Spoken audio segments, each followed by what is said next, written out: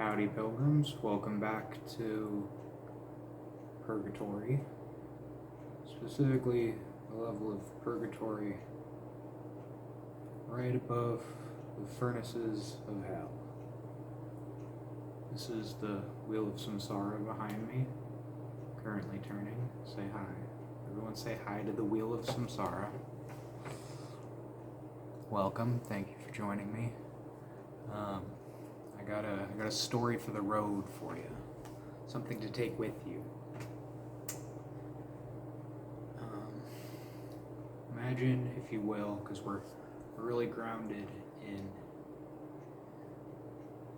electric light, comings and goings, entrapments of the modern world. They consume and dominate every waking moment of our life, and we've forgotten why we're here.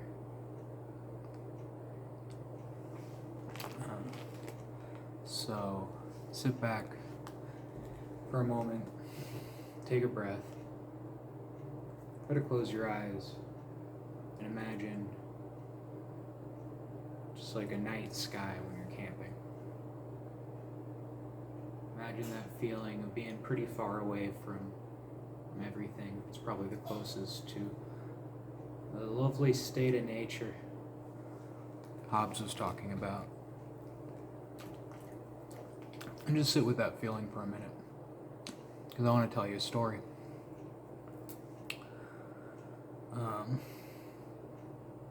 Not that long ago, about it's like 400 years ago, the grandson of Gengis Kahn, the great Khan, who unified the whole continent. He was a really powerful and influential person, and naturally, empires decline with time. And it was remarkable that there was still an empire at the time that he had grandchildren come to power. And it was around this time, this large empire of, up until recently, people who were strangers.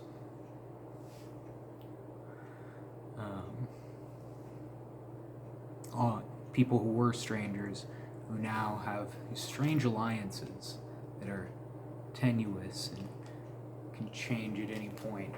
And one of the things in this empire was religion, because there were many religions with their own sordid histories all over the empire. There were religions, there were Christians at the time. This was contemporary in Europe to the medieval period. So there were many Christians, there were Muslims, and there were Buddhists. All the main religions that are still around today. And the three generations of the empire, there had been religious plurality, which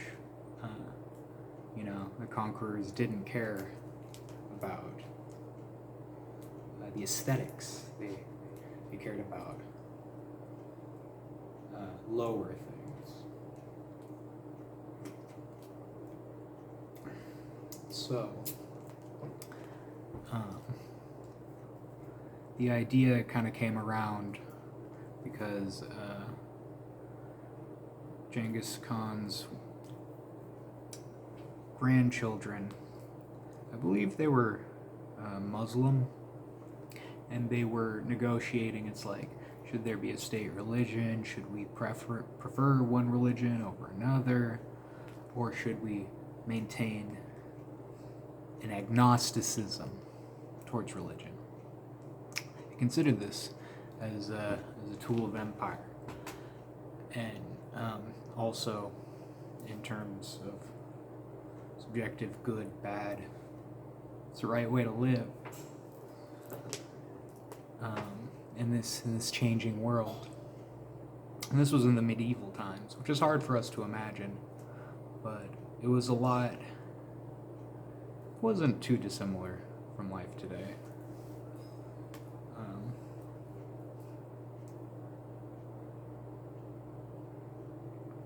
So,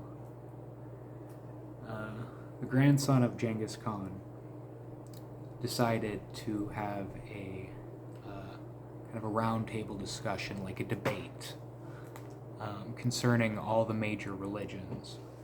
And so he brought together representatives of the three main faiths. He brought together leaders from local Christian organizations, and these were Greek Orthodox Christians in the empire at the time. And he brought representatives of the Islamic Empire, and as well people representing different kinds of Buddhism, and they brought them to this roundtable discussion. And traditionally, it was traditional in these roundtable discussions for alcohol to be served, and throughout the night,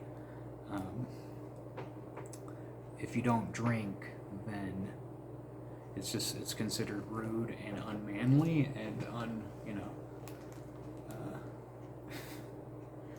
you want to show how articulate you can be under the least articulate circumstances.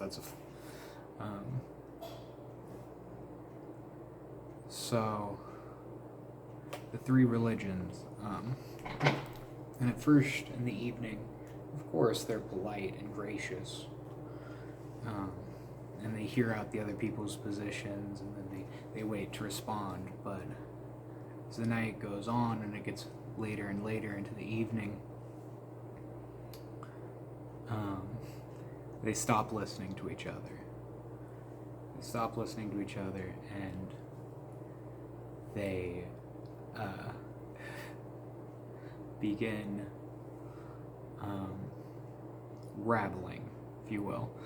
At first, the Christians get upset and they want to convert the heathen non-believers. And the way they do this is through singing hymns. They start singing hymns drunkenly to their interlocutors. And the Muslims, they see this, and at the time they had a prohibition against singing. So it's considered very rude to be sung at. So they start chanting verses of the Quran to show the Christians and to hopefully show them the error of their ways. And the Buddhists, seeing the Christians and the Muslims fighting, the Buddhists look back and forth, and they think it's like, well, how should I deal with this situation? And then they sit back quietly in meditation and try to seek enlightenment from the situation. And so anyway, everyone eventually passes out, and late the next day, everyone gets up and, barely remembering the stupid conversations they had last night, and even what was it about. So the grandson of Gengis Kahn gets everyone together, and he kind of asks them, what did we learn here? What was the point of all this? And then the grandson of Gengis Kahn, he answers this. From what he gathers, after seeing everyone both make a fool of themselves, but also, you know, get along. After he sees this, he tells everyone, just as God has given us different fingers to the hand, he has given us different ways to men. I want you to think about that for a second, Pilgrim. I want you to take that with you, if you got room for it. Just as God gave different fingers to the hand, he gave different ways to men.